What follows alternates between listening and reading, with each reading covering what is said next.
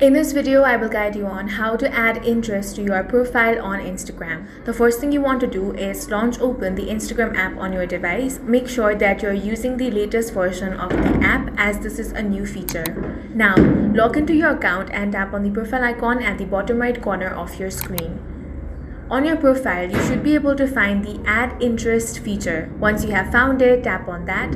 Now browse the custom list generated from your algorithmic habit or search for a specific field. Tap the interest you want to show off to select them. Then tap on Save or Done in the top right corner. If you want to customize the algorithm interest, then you want to tap on the three lines at the top right corner. Now find the option of Content Preferences, select that.